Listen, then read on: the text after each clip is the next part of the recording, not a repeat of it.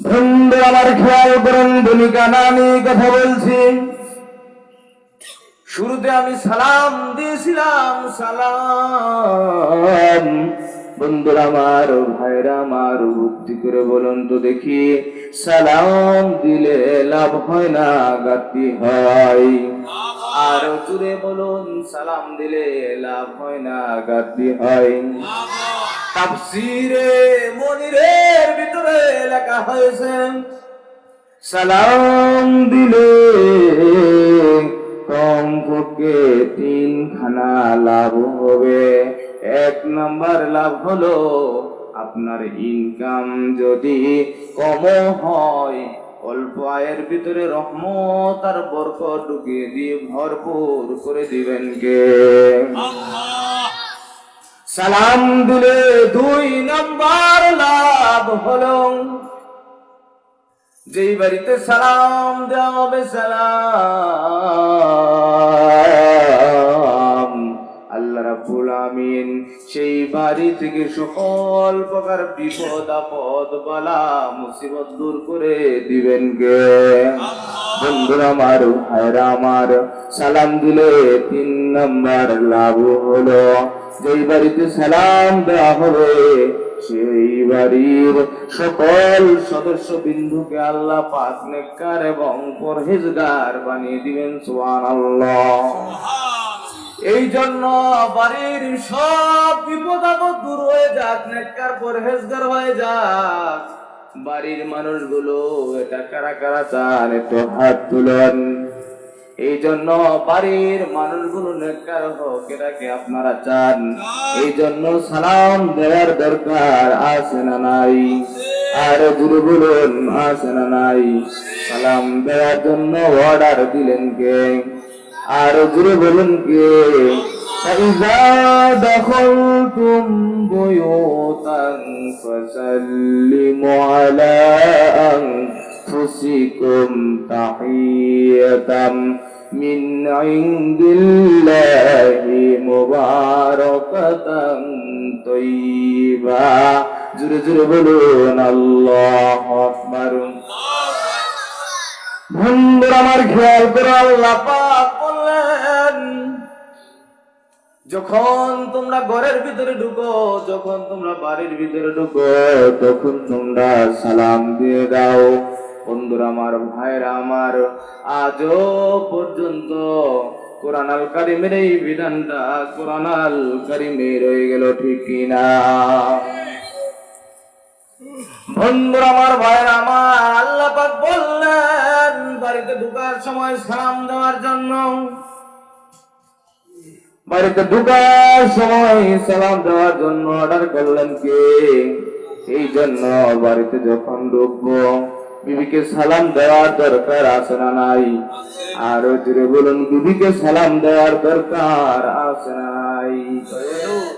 বিবিকে পিটানো সহজ, কিন্তু সালাম দিতে শরম লাগে। এরকম লোক আছে না?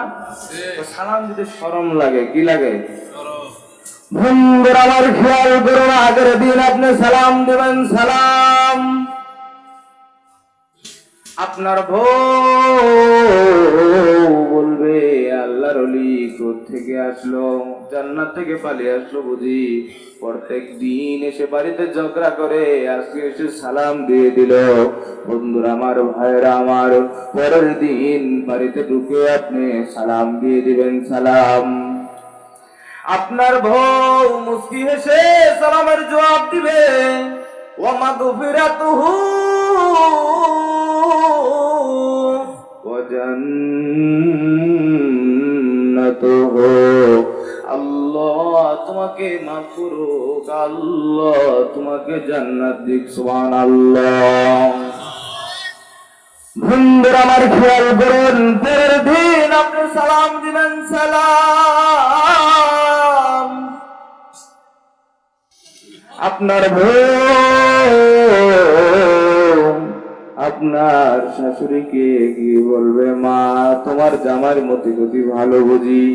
প্রত্যেক দিন বাড়িতে এসে ঝগড়া করতো, আজকে এসে সালাম দিয়ে দিল। তোমার স্বামী তোমার জামাইয়ের জন্য একটু দোয়া করো।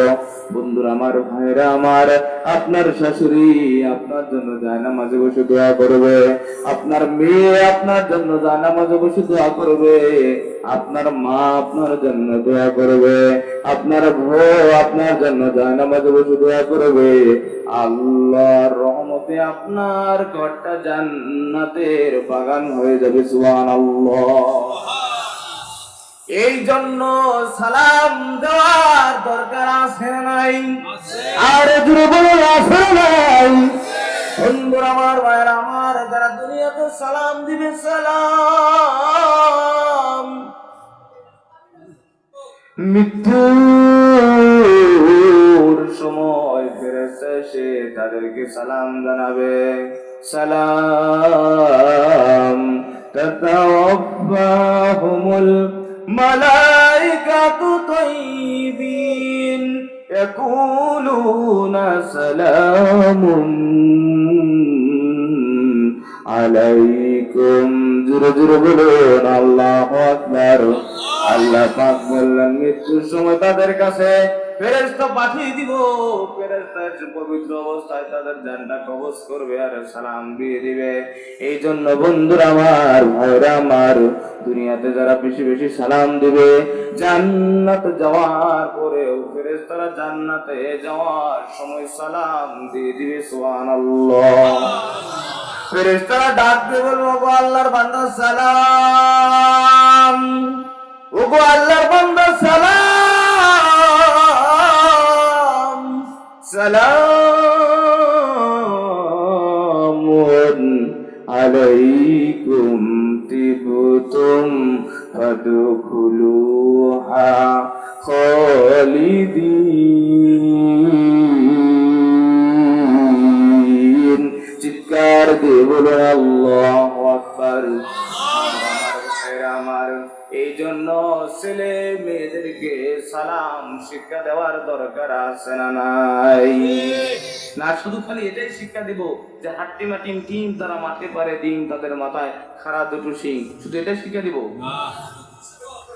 বন্ধুরা আমার, খেয়াল করুন, মাথায় শিং আছে এমন কোন প্রাণী পৃথিবীতে নেই যে ডিম পারে, ঠিক কিনা? এটা আমি বললেই হবে না, হাদিস থেকে একটা প্রমাণের দরকার আছে না নাই? আর জোরে বলুন, আছে না নাই?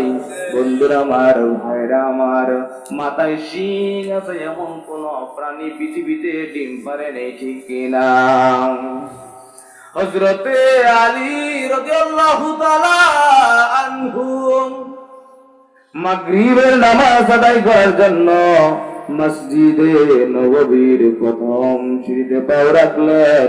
বন্ধুরা আমার, ভাইরা আমার, হঠাৎ করে একজন ইহুদি এসে বলল, আলী রে, একটা প্রশ্ন করব, উত্তর যদি দিয়ে দিতে পারো, ইমানের মধু মাখা কালেমা পড়ে তোমার হাত ধরে আমি মুসলমান হয়ে যাব। সুবহানাল্লাহ। বন্ধুরা আমার, ভাইরা আমার, আলীকে বলল, আলী একটা প্রশ্ন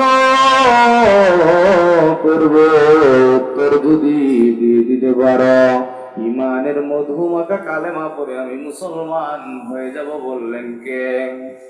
ইহুদি প্রশ্ন করতেছেন, আলী একটা প্রশ্ন করব, যদি উত্তর দিতে পারো, ইমানের মধুমাখা কালেমা পড়ে মুসলমান হয়ে যাব। সুবহানাল্লাহ। কারণ মুসলমানের অনেক চরিত্র দেখেও অনেক ইহুদি খ্রিস্টান মুসলমান হয়েছে, ঠিক কিনা? বেশি দূরে যাওয়ার দরকার নেই। তো কয়েকদিন আগে, গত বছর সাম্প্রতিক কিছুদিন আগে ইসরায়েলের সঙ্গে জানি যুদ্ধ ছিল কোন দেশের? ফিলিস্তিন। কোন দেশের?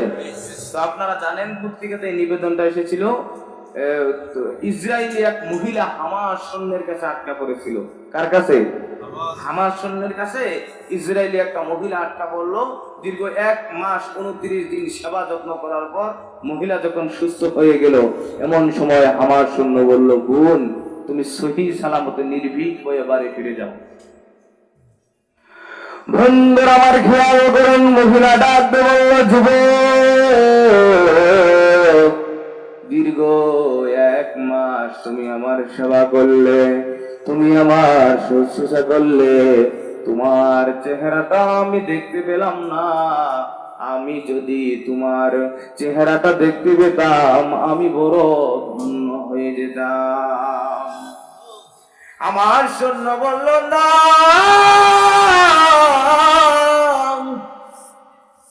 আমার নেতার পক্ষ থেকে অনুমতি নেই বোন, আমি তোমাকে চেহারাটা দেখাতে পারবো না। বন্ধু আমার, ভাইরা আমার, আমার সৈন্য যখন বলল বোন তুমি নির্ভীক ভয়ে তুমি সহি সালামতে বাড়ি ফিরে যাও। বন্ধুরা আমার, ভাইরা আমার, এমন সময় ফিলিস্তিনি মহিলা বলল, যুবক, হাউ ওল্ড আর ইউ, তোমার বয়স কত? এই যুবক, তোমার বয়স কত? তো যুবক বলল, আমার বয়স হলো 19। বন্ধুরা আমার, খেয়াল করুন, যুবক 19 বছরের যুবক তুমি, যৌবন তোমার ভিতরে ভরপুর। আমার বয়স হলো 18, আমার ভিতরে ভরপুর। আমার রূপের আগুনে আমার এলাকার ইহুদিয়ান যুবকেরা জ্বলে পড়ে সরকার হয়ে গেছে।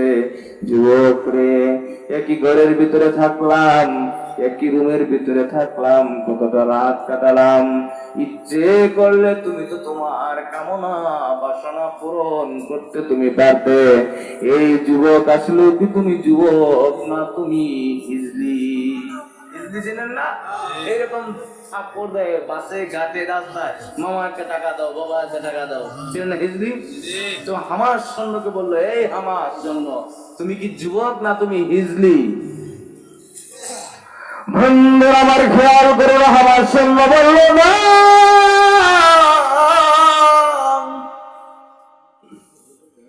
এই মহিলা, আমি মুসলমান, আমার রব হলো আল্লাহ, আমি আমার মালিকের ভয় করি। মুসলমান কোনদিন অন্যায় করতে পারে না, ঠিক কিনা? মুসলমান জীবন যদি চলেও যায়, মুসলমান কোনদিন অন্যায়ে লিপ্ত হতে পারে না, কারণ মুসলমানের চরিত্র ফুলের মতো পবিত্র, ঠিক কিনা? মুসলমানের চরিত্র কিসের মতো পবিত্র? ফুলের মতো পবিত্র। বন্ধুরা আমার, খেয়াল করুন, আমার সৈন্য বোন,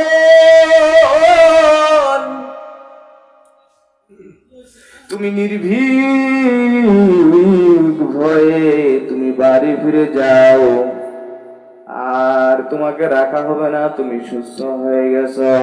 বন্ধুরা আমার, ভাইরা আমার, এমন সময় আমার সৈন্য যখন বলল, বোন তুমি নির্ভীক ভয়ে বাড়ি ফিরে যাও, এমন সময় ফিলিস্তিনি মহিলা একবার রাস্তা দিয়ে যায়, আবার পিছনের দিকে বারবার তাকায়। সুবহানাল্লাহ। আমার সৈন্যের পা জড়িয়ে ধরে হাওমাও করে কান্না শুরু করে দিল। যুবক, এই যুবক, তোমার মতো নিখুঁত চরিত্রবান যুবক আমি জীবনে আর একটাও দেখি না। আহারে, আমি যদি তোমাকে বিয়ে করতে পারতাম, আমার জীবনটা বড় ধন্য হয়ে যেত। তোমার মতো নিখুঁত চরিত্রবান যুবক আমি জীবনে আর একটাও দেখি নাই। আহারে, আমি যদি তোমাকে বিয়ে করতে পারতাম, জীবনটা ধন্য হয়ে যেত। বন্ধুরা আমার, ভাইরা আমার, এমন সময় আমার সৈন্য ডাক দিয়ে বলল, না, আমার সৈন্য বলল, না, এটা হয় না, এটা হবে না বোন, আমি যুদ্ধে এসেছি, না জানি কোন দিন শহীদ হয়ে যাই, না গাজী হয়ে আমার নেতার পক্ষ থেকে অনুমতি নেই, তোমাকে আমি বিয়ে করতে পারবো না। ইসরায়েলি মহিলা হাওমাও করে যুবকের পাও দুটি জড়িয়ে কান্না করে বলল, যুবক, আমি যদি তোমাকে বিয়ে করতে পারতাম, আমি বড় ধন্য হয়ে যেতাম, আর আমি ইসরায়েলে ফিরে যেতাম না। ইমানের মধু মাখা কালেমা পড়ে মুসলমান হয়ে তোমার বউ হয়ে সারাটা জীবন আমি ফিলিস্তিনে কাটিয়ে দিব। সুবহানাল্লাহ। বন্ধুরা আমার খেয়াল করুন, আমার জন্য বলল না, আমার নেতার পক্ষ থেকে অনুমতি নাই, আমি তোমাকে বিয়ে করতে পারবো না, আমি শহীদ হয়ে যাব। বন্ধুরা আমার, ভাইরা আমার, ইসরায়েলি মহিলা বলল, যুবক তুমি যদি শহীদ হয়েও যাও, দুনিয়ায় আমার স্ত্রীর মর্যাদার কোনো দরকার নেই। হাসরের ময়দানে আল্লাহর আদালতে আমি যেন শহীদের বউ হিসাবে পরিচয় দিয়ে সবার সামনে দাঁড়াতে পারি। সুবহানাল্লাহ। বন্ধুরা আমার খেয়াল করুন, বলল যুবক দুনিয়ার স্ত্রীর মর্যাদার আমার দরকার নেই। হাসরের দিন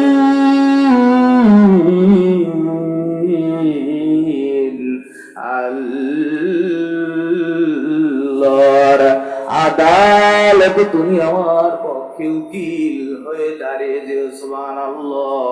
আল্লাহর কাছে সুপারিশ করে আমার জন্য একটু জান্নাতের ফয়সালা করে দিও।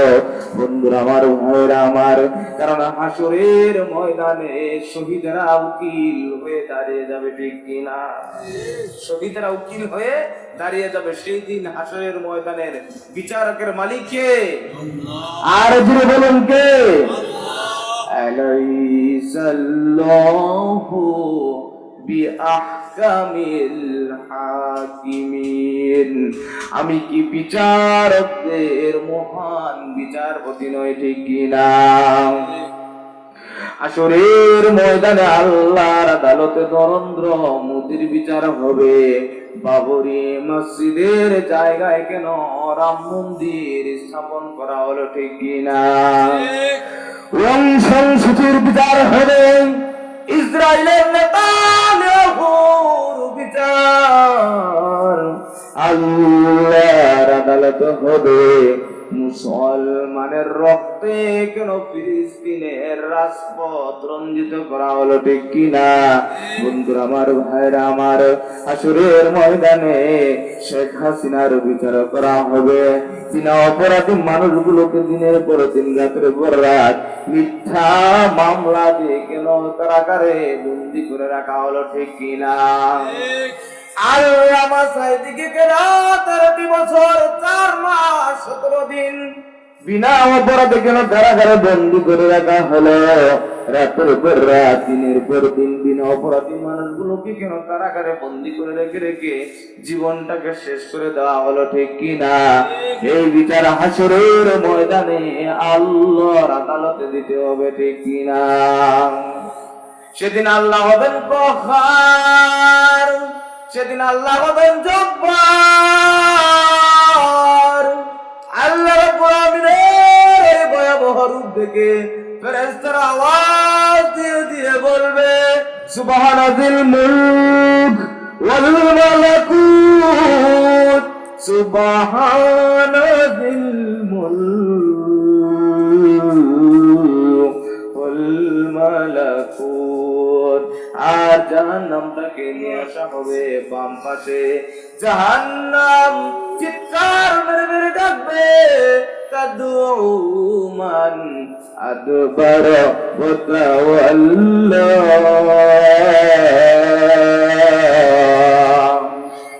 এই কারা কারা আল্লাহর বিধান মানো নাই, রাসূলের আদর্শ মানো নাই, ইসলামের পথে চলো নাই, আজকে আয় আয় তোদের জ্বালায়া পুরায়া সারখার করে দেব, ঠিক কিনা? মায়েরা আমার, বন্ধুরা আমার, বলতেছিলাম হাসরের ময়দানে আল্লাহর আদালতে সেদিন যিনি বিচারপতির মালিক হয়ে যাবেন, আল্লাহর আদালত, দুনিয়ার উঁচু আদালত আছে, বড় আদালত আছে, নিচু আদালত আছে, কিন্তু হাসরের ময়দানে আদালত হবে কয়টা? সেদিন বিচারপতি হবেন কে? বন্ধুরা আমার, ভাইরা আমার, সেদিন বিচারপতি হবেন আমার আল্লাহ। সেই দিন হাসরের ময়দানে আল্লাহর আদালতে উকিল হবে 3 শ্রেণী। কয় শ্রেণীর উকিল হবেন? বন্ধুরা আমার খেয়াল করুন, লম্বা কথাগুলো আমি কেমনে বলি। রাত যেহেতু অনেক হয়ে গেল, হাসরের ময়দানে উকিল হবে 3 শ্রেণীর। কয় শ্রেণীর? বন্ধুরা আমার, ভাইরা আমার, দুনিয়ার ভিতরে কত উকিলের পিছনে আমরা ঘুরঘুর করেছি। আমাদের কত আলেমকে মিথ্যা মামলা দিয়ে জালেমের জেলে বন্দি করে রেখেছিল, আমাকে নিজেও রেখেছিল। বন্ধুরা আমার, আমরা কতবার করে বলেছি, ভাই একটু মামলাটা লড়ুন। উকিলরা বলতো মামলায় লড়ে লাভ নাই, কারণ মামলার ফয়সালা কোথায় থেকে আসে? ওই উপর থেকে আসে। আসলে কোথায় কথা আসে? আপনারা কি রাগ করতেছেন? না, বলেন। কিচ্ছু করার নেই। আয়না ঘরের নাম শুনেন না? শুনছি। শিকল দিয়ে টানায় রাখছে কোন দিন যেন একটা মানুষ ধরে, হাড্ডি চামড়া, হাড্ডিগুলো আটকে আছে, কঙ্কাল চামড়া গোষ্ঠীগুলো খসে পড়ে গেছে। আপনারা জানেন না? এত অন্যায় করার পরে অনেক মানুষ আছে তার পক্ষে সাফাই। আরে ভাই, আপনার সাথে কোনো শত্রুতা নাই, আপনি আরেকজনের পিছিয়ে আপনি জাহান্নামে যাবেন। দরকার আছে জাহান্নামে যাওয়ার? হাসরের ময়দানে আমার হিসাব আল্লাহর দরবারে দিতে হবে। যার যার হিসাব, তার তার কবর, তার তার আখিরাত, তার তার ফজিলত, তার তার মিজান, তার তার জান্নাত জাহান্নাম। ঠিক কিনা? ঠিক। এই জন্য অনেক সময় কথায় কথা আসে যে অনেকেই রাগ করতে পারেন। ভাই শুনে যান, এসে যান, বুঝে যান, দেখে যান, ভালো করে শুনে যান। ওরে ওহো মামু জাহান, শুইনা যাও রে বুবুর শান। বেটি ছিল মানুষ মারার ছেল, ও বুবু গো দেখালে কেমন তুমি খেল। ও বুবু গো দেখালে কেমন তুমি খেল। বলবো না রাগ করবেন? অস্ত্র দিয়ে হাজার হাজার মারলে তুমি মানুষ, ছাত্র শিশু নারী মারলে তবুও হইল না হুশ। ওরে ওহো গোলাপি তুই যে বড় পাপি, ওরে ওহো গোলাপি তুই যে বড় পাপি। বেড়েছিল বড্ড তোমার তেল, ও বুবু গো দেখালে কেমন তুমি খেল। ও বুবু গো দেখালে কেমন তুমি খেল। আর বলার দরকার নেই, অনেকে আছে যে রাগ করবেন, ওগুলো বলার দরকার নেই। আল্লাহ বোঝার তৌফিক দান করুন, সকলেই বলুন আমিন। বন্ধুরা আমার খেয়াল করুন, বলতেছিলাম হাসরের ময়দানে আল্লাহর আদালতে বিচারপতি হবেন আমার আল্লাহ। সেই দিন বিচারের ময়দানে উকিল হবে 3 শ্রেণীর। নবীজি বললেন, হাসরের দিন নবীরা উকিল হয়ে আল্লাহর আদালতে দাঁড়িয়ে যাবে, শহীদেরা উকিল হয়ে আল্লাহর আদালতে দাঁড়িয়ে যাবে। আরো 1 শ্রেণীর মানুষ উকিল হয়ে আল্লাহর আদালতে দাঁড়িয়ে যাবে, তারা হলো নবীজির উত্তরসূরি হক্কানি উলামায়ে কেরাম। সুবহানাল্লাহ। উলামায়ে হক্কানি হাসরের ময়দানে আল্লাহর আদালতে উকিল হয়ে দাঁড়িয়ে যাবে। সুবহানাল্লাহ। বন্ধুরা আমার খেয়াল করুন, জান্নাত জাহান্নাম ফয়সালা হয়ে যাবে। আল্লাহ, কিছু মানুষ জাহান্নামের দিকে রওনা দিবে, কিছু মানুষ জান্নাতের দিকে রওনা দিয়ে দিবে। বন্ধুরা আমার, ভাইরা আমার, আর কিছু মানুষ জাহান্নামের কিনারে দাঁড়িয়ে দাঁড়িয়ে কাঁদবে। আল্লাহ পাক হক্কানি উলামায়ে কেরামদেরকে ডাক দিয়ে বলবেন, আলেমেরা রে তোমরা জান্নাতের ভিতরে পড়ে যাও। তো সাধারণ মানুষ দেখে মনে করবে, হায় হায় আজকে না জানি কোন অকাম করছে আলেমরা, এইজন্য আল্লাহ জান্নাতে যাওয়া আটকাইয়া দিছে। বুঝেন নাই? খালি আলেমদের উপর তো আমাদের বাজে ধারণা, তো সেদিনও ধারণা থাকবে। আপনি মুনাফিক দেখতে চান? মুনাফিক দেখার জন্য সৌদি আরব যাওয়া লাগবে না, আপনার পাশেই বসে আছে, দেখবেন। নবী নাই, নবীর উত্তর সারি হলো হক্কানি উলামায়ে কেরাম। এই যে আমার মতো মৌলবী টুপি মাথায় দিয়েছি বলি কি আমি হক্কানি আলেম? আমার পাশে একজন বসে আছে পাগড়ি পড়ছে বলি কি হক্কানি আলেম? হক্কানি আলেমদের কিছু সিফাত আছে, দেখলে আপনারা তাদের চেহারা বুঝতে পারবেন, ইনি উলামায়ে হক। সুবহানাল্লাহ, সুবহানাল্লাহ। আমার খেয়াল করুন, হাসরের ময়দানে আল্লাহ পাক উলামায়ে হক্কানিদেরকে জান্নাতের ভিতরে যাওয়া আটকে দিবে, বলবে, আলেমেরা রে তোমরা জান্নাতের ভিতরে পড়ে যাও। বন্ধুরা আমার, ভাইরা আমার, সাধারণ মানুষ দেখে মনে করবে আলেমরা না জানি কোন অপকর্ম করছে, এই জন্য আল্লাহ জান্নাতে যাওয়া আটকায়া দিল। আলেমরা যদি অপকর্ম না করতো তাহলে কি আর জেলখানায় থাকে? এমন একদল মানুষ আছে না? বন্ধুরা আমার, খেয়াল করে আল্লাহ সেই উলামায়ে হক্কানীদেরকে ডাক দিয়ে বলবে হাসরের দিন, আলেমেরা রে, আজকে সাধারণ মানুষগুলো অল্প কিছু নেক আমলের জন্য তাদের জাহান্নাম ফয়সালা হয়ে গেল। দেখো তাদেরকে সুপারিশ করে আমি আল্লাহর জান্নাতে পৌঁছে দেওয়া যায় কিনা। বন্ধুরা আমার, ভাইরা আমার, সেই দিন উলামায়ে হক্কানী আল্লাহর আদালতে উকিল হয়ে দাঁড়িয়ে যাবে। সুবহানাল্লাহ। সাধারণ মানুষগুলো জাহান্নামের কিনারা থেকে ডাক দিয়ে বলবে, দাঁড়াও দাঁড়াও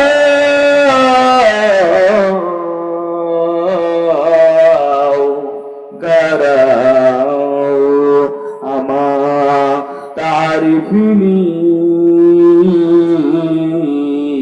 আমা তারিফিনি,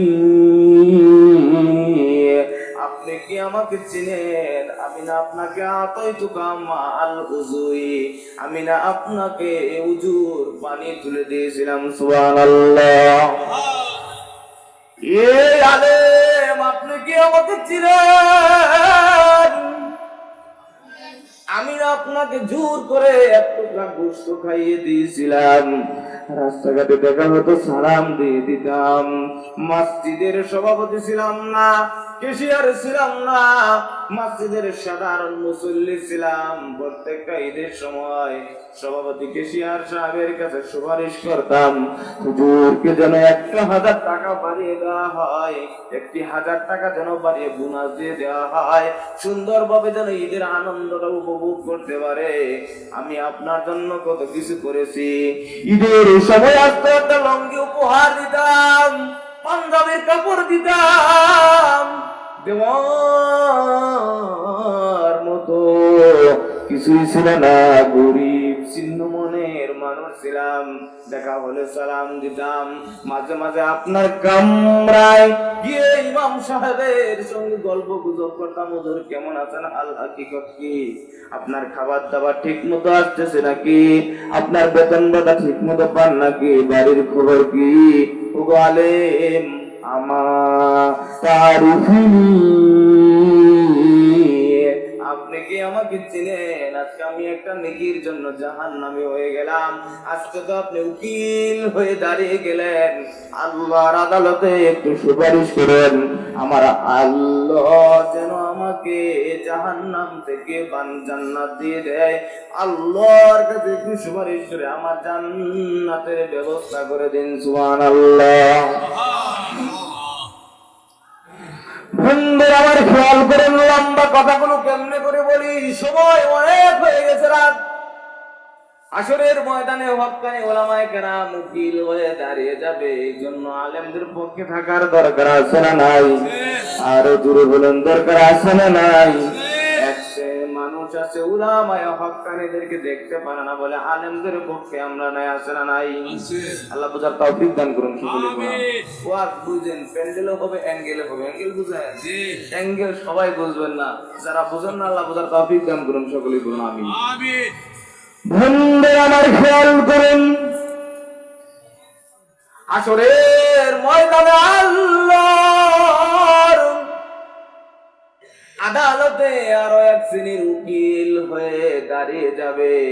বন্ধুরা আমার, ভাইরা আমার, সময় যেহেতু অল্প, তারপরেও একটু বলি, উলামায়ে হক্কানি উকিল হয়ে দাঁড়াবে, নবীরা উকিল হয়ে দাঁড়াবে, শহীদেরা উকিল হয়ে দাঁড়িয়ে যাবে, আরো এক শ্রেণীর উকিল হাসরের ময়দানে দাঁড়িয়ে যাবে। সুবহানাল্লাহ।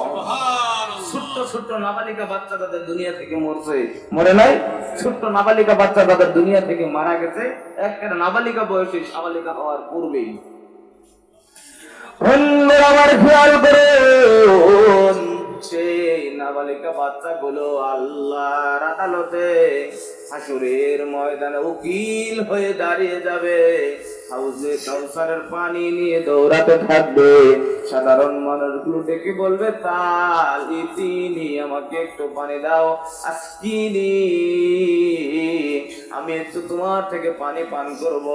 এমন সময় নাবালক বাচ্চাগুলো বলবো, না, আমার বাপ মায়ের সেবা যত্ন করতে পারি নাই, আজকে হাসরের ময়দানে আমার আব্বা আম্মাকে হাউজে কাউসারের পানি পান করে কলিজাটা ঠান্ডা করে দিয়ে ধন্য করে দিব। ছোট্ট নাবালিকা বাচ্চা তাদের মরে গেছে, তাদের নসিব বড় ভালো। কোরআন হাদিসের ভাষায় তাদেরকে ফারাত বলা হয়। কি বলা হয়? ফারাত। দেখি কাদের ছোট নাবালক বাচ্চা মারা গেছে?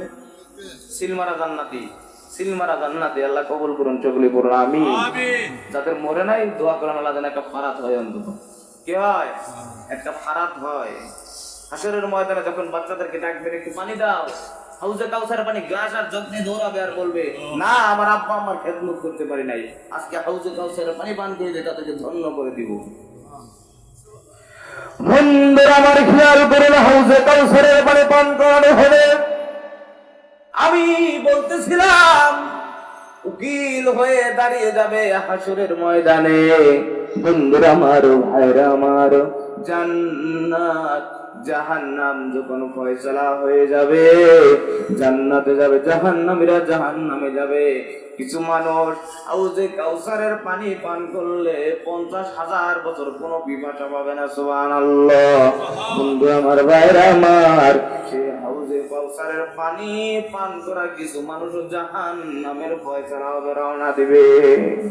ছোট নাবালক বাচ্চাগুলো যে কুমোরের মধ্যে গামছা বেঁধে নামে কেমনি মানুষ জাহান্নামের সামনে এইভাবে দাঁড়িয়ে যাবে, বাপ মায়ের সামনে আল্লাহর আদালতে উকিল হয়ে দাঁড়িয়ে যাবে। আল্লাহ, আল্লাহ বলবেন, এই ফারাত, তোমাকে তো জান্নাত দিয়েছি, যাও। বন্ধুরা আমার খেয়াল করুন, ফারাত বলবে, না,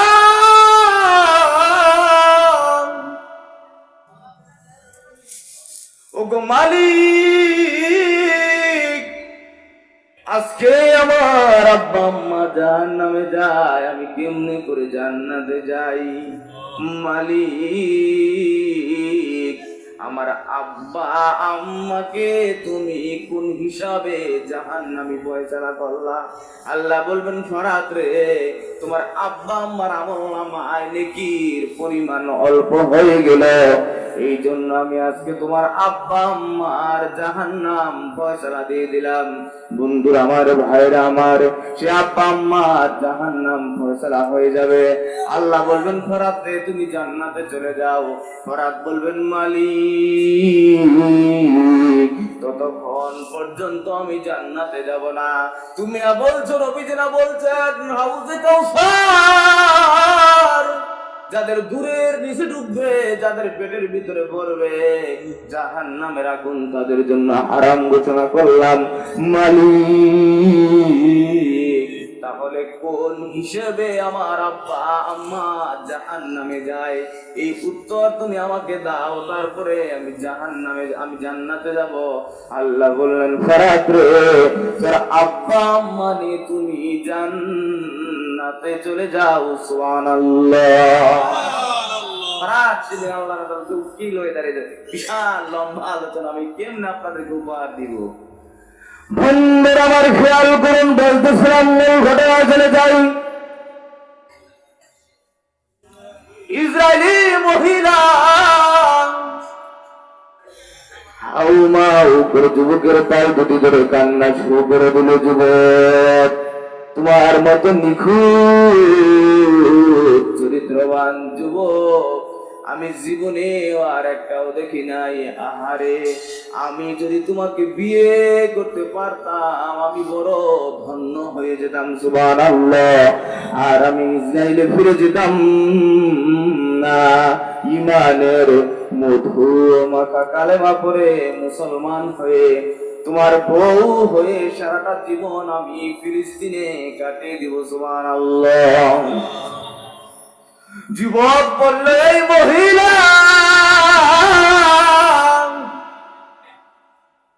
আমার নেতার পক্ষ থেকে অনুমতি নাই, আমি তোমাকে বিয়ে করতে পারবো না, নির্ভীক হয়ে সহি সালামত বাড়ি ফিরে যাও। বন্ধুরা আমার, ভাইরা আমার, ইসরায়েলি মহিলা কাঁদতে কাঁদতে চোখের পানি মুছতে মুছতে ইসরায়েলের দিকে রওনা দিল।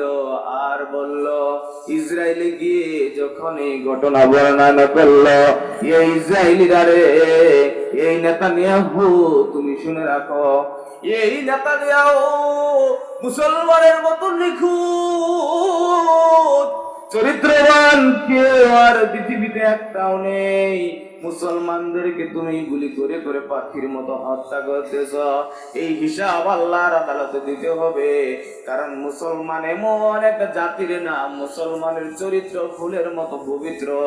এতদিন আমি শুধু কানে শুনেছি মুসলমানের চরিত্র ফুলের মতো পবিত্র, আজকে আমি নিজ চোখ দিয়ে দেখে এসেছি। বন্ধুরা আমার, ভাইরা আমার, এই ঘটনাকে যখন ইসরায়েলে বর্ণনা করলো, একদিনে একজন নয়, দুইজন নয়, 1,00,000 ইহুদি ইমানের মধু মাখা কালেমা পড়ে মুসলমান হয়ে গেল। সুবহানাল্লাহ, লা ইলাহা লা ইলাহা। আকাশের তারাগুলি ঝিলিমিলি ঝিলিমিলি জ্বলছে, ডালে ডালে